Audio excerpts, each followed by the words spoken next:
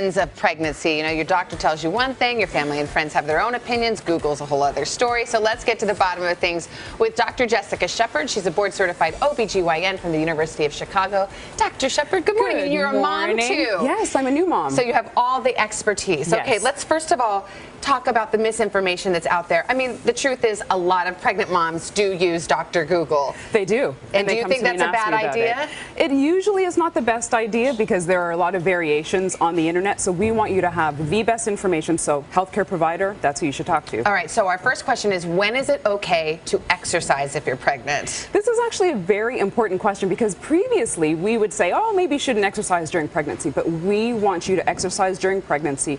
But before you start, we want you to make sure you talk to your healthcare provider because there's adjustments that you need to make in pregnancy, whether that's with the cardiovascular system or your joints. We want to make sure that you get through that pregnancy healthy and happy, and it also contributes to decreasing that postpartum weight. So you can kind of go back to your pre-pregnancy weight a little bit quicker with exercise. And pregnancy, not a time to train for a marathon. Okay. Exactly. When is it okay to bleach or dye your hair? This is a biggie, and you get different answers. I mean, women, if you think about it, 9 months, they're like, can I do my hair or not? Yes. So we want women to know that they can do hair treatments. When we think about the chemicals that they're exposed to, they're really not that toxic. And there's also that assumption that people think that it's absorbed by the bloodstream, which it's not.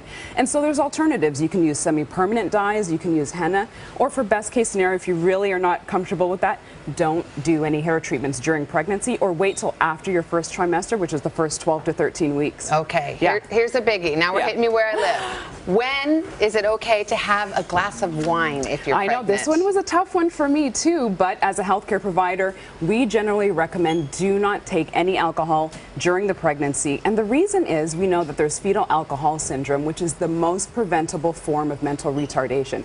So if we don't want any risk at all, the best thing to do is not to put yourself at risk and have any alcohol intake. And you know, women do metabolize alcohol differently, so we can't measure that in pregnancy. And we don't know how much alcohol would cause fetal alcohol syndrome in any particular individual. And that's what the issue is. We don't know. So better safe than sorry. Absolutely. No alcohol. No alcohol. Try one of those non-alcoholic beers. They're really not that bad. I've tried it.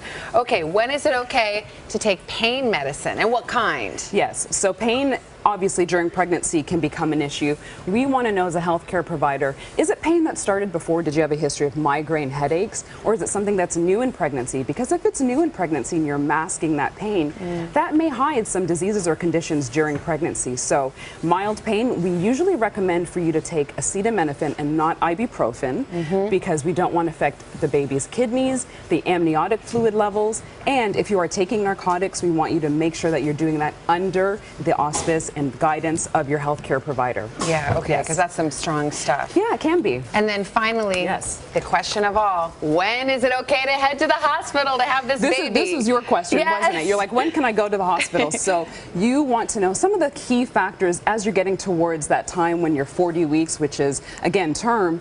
When should I go to the hospital? So obviously if you break your bag of water, so which should be a sudden gush of fluid or maybe sometimes a constant trickle, then you should go to the hospital and be evaluated.